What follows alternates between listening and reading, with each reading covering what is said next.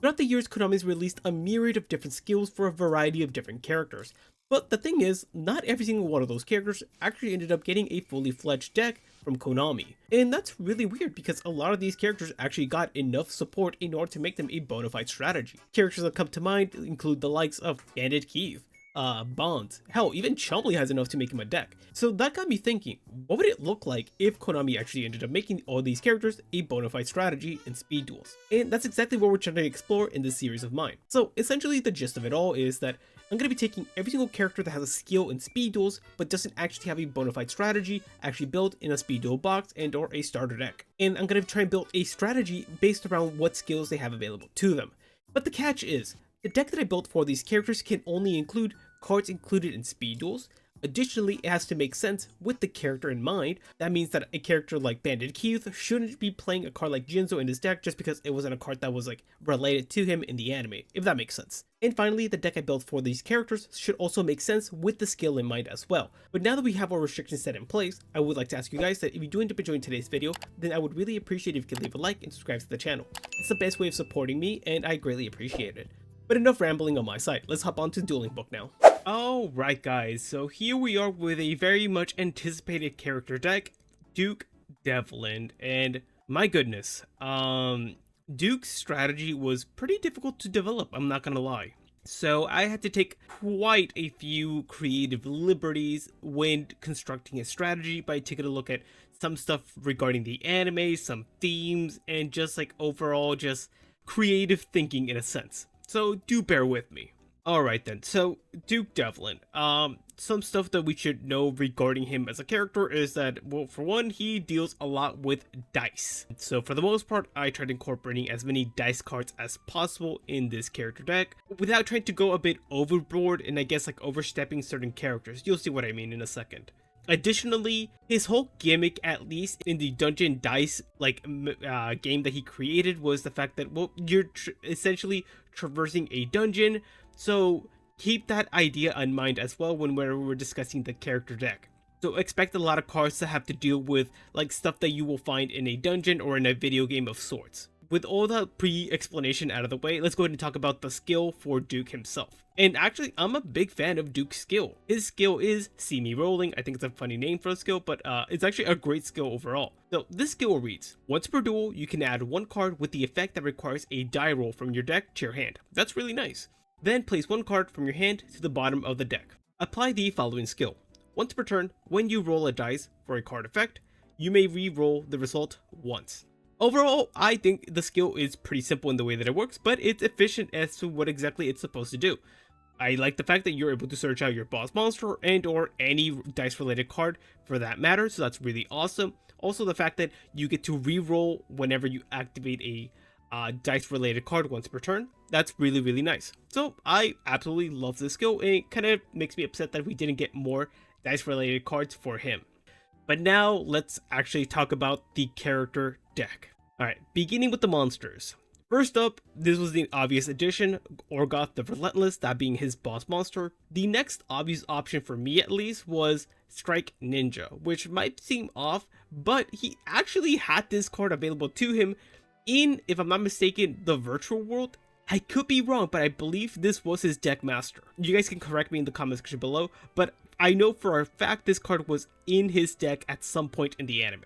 Continuing on, we have Thunderball and Snipe Hunter as two dice related cards for him as a character. I feel like Konami would obviously add these in, so pretty self-explanatory in my opinion. But now we get into the point of me trying to get a bit creative. Next card up is Absorbing Jar. For some reason, the Jar cards just feel like they would belong in a deck like Duke's. Not for a few reasons. One, it's a flip monster, so it has that whole little gimmick going on of like, oh, if you attack into this monster, something's gonna happen. Like, if you interact with a certain thing in a video game, you might have to expect a certain consequence. So that's the whole idea we have going on behind this card. And I kind of feel like it fits his aesthetic. Moving on, we have both Dark Mimic level 1 and Dark Mimic level 3. Again, dungeons, if you're familiar with the Dark Souls series, they're like a big thing in these games where if you interact with a Mimic, something bad happens. Midoriya is kind of here as like the other side of a Mimic. So for these ones, it only benefits you as a player, but if you're putting attacks into this guy, it goes ahead and screws them over. So that's why we have that card here. Also, something that I noticed when constructing Duke's deck is that in the Dice and Dungeons format that he had a lot of cards that were like edgy, like zombie cards like those. So I feel like Nudori just makes sense in his deck as well. But give me your thoughts. Continuing on, we have DD Scout Plane